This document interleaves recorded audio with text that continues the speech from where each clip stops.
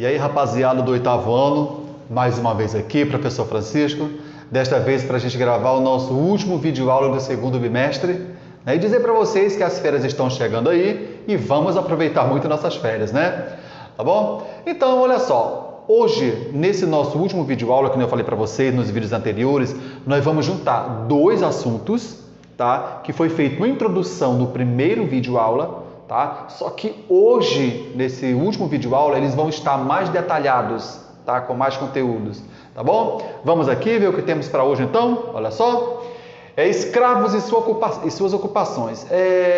Eu sei que já está se tornando um pouco chato, mas é interessante a gente compreender como que eles chegavam à região, de que eles trabalhavam, né, que eram essas suas ocupações. Então é hoje que nós vamos ver esse tema, tá? Que vocês viram a introdução no primeiro vídeo aula. Vamos aqui então?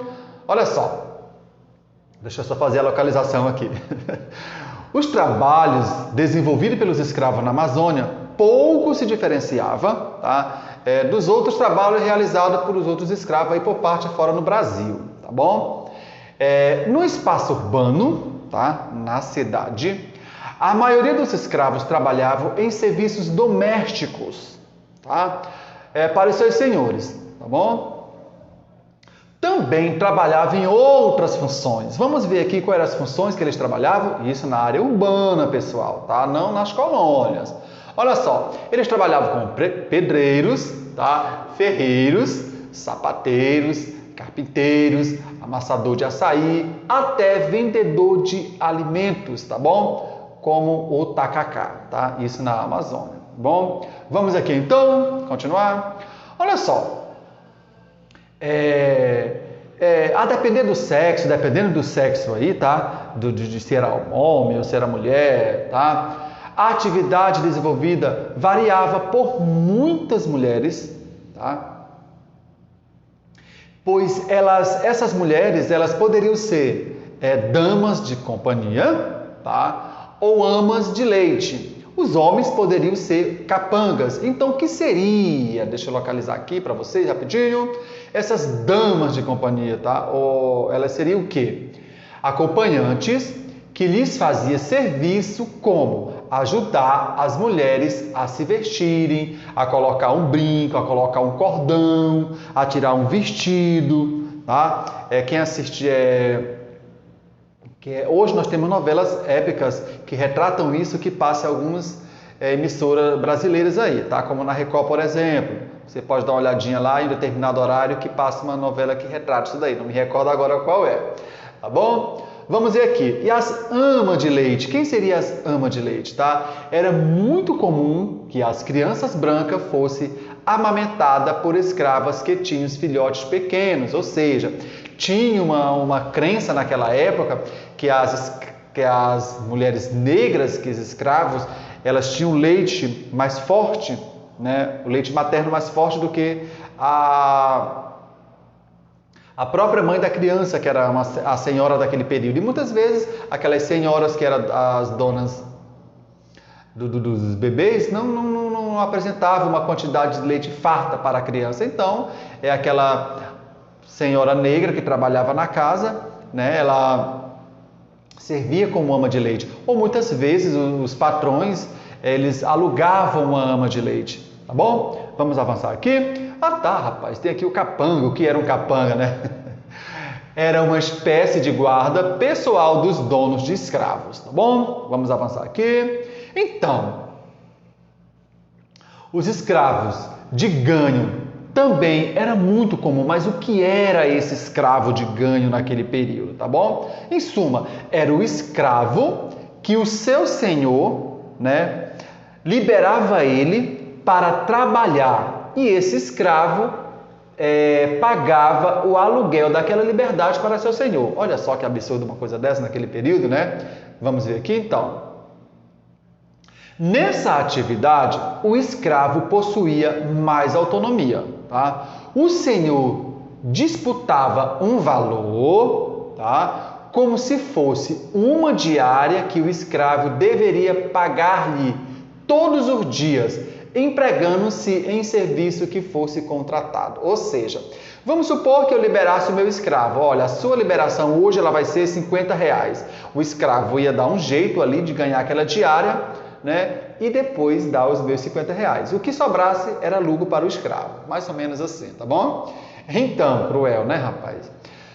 Mas, independente do trabalho ou local, o escravo que se rebelasse contra a escravidão era castigado, isso é fato. Em algumas situações, os artigos, né,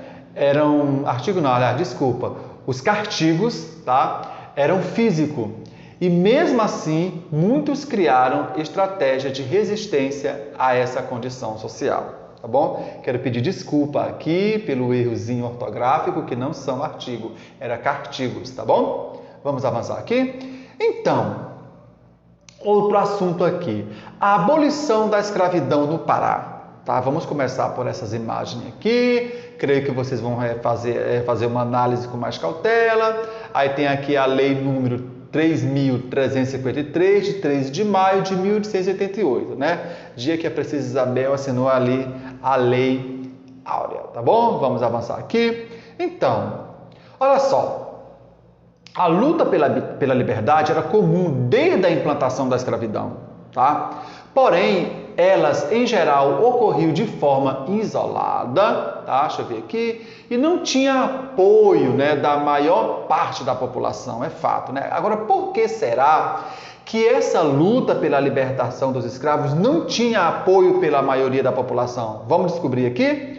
Olha só, deixa eu ver aqui, isso acontecia porque pessoas viam a escravidão como uma coisa aceitável. Por que uma coisa aceitável? Tá? Porque algumas pessoas dependiam muito dos escravos. Tá? Que nem foi falado aqui as funções que eles tinham agora há pouco. Além disso, os escravos eram importantes para a produção de riqueza. Claro, se eles eram pedreiros, se eles trabalhavam na agricultura, na lavoura, os seus senhores tinham uma maneira de não trabalhar, de manter o escravo ali para trabalhar, para ter o seu dinheiro, né? Os seus senhores. Tá? Essa forma de pensar começou a mudar no século XIX, tá? Para alguns defensores do fim da escravidão, uma economia que dependia do trabalho escravo era ultrapassada, tá? Para outros, a forma como os escravos eram tratados era desumana. Essas críticas ao sistema escravista sempre esbarraram em um grande obstáculo. Tá? Por quê? Porque os grandes proprietários de terra do Brasil, eles dependiam diretamente do escravo para fazer suas plantações. É óbvio, né? Que eu falei ainda agora há pouco. Vamos aqui. Em primeiro lugar, é importante que você saiba que no começo do século XIX, alguns países europeus começaram a condenar a escravidão, em especial a Inglaterra, tá? Alguns países já não aderiam mais a isso daí. Aí vamos ver outra situação aqui. Em segundo lugar, nessa época, muitos jovens intelectuais que tinham estudado em universidades europeias apoiaram essa ideia de abolição, porque eles vinham com uma mentalidade diferente, que o Brasil ainda tinha isso, era muito forte no Brasil, ainda a escravidão. E esses jovens defendiam que o Brasil precisava se modernizar. Tá bom? Para isso, deixa eu localizar aqui, era necessário adotar o trabalho assalariado e industrializado. Agora, como que um senhor dono de cafezal ia pagar aproximadamente quase 50, 70 escravos? Imagina o que o Brasil passava naquele período, esse momento de revolução aí. Tá, vamos aqui. Entretanto, isso não era uma tarefa fácil, já que estava no poder, tá? Ao lado do imperador Dom Pedro II, era os senhores de escravo. Aí Dom Pedro II, ele estava aí mais ou menos em cima do muro. Ou ele aderia a esse lado moderno de não escravidão, ou ele ia conseguir grandes inimigos rivais, que eram os donos de escravos, né? Que eram os donos de cafezais por aí. Vamos aqui.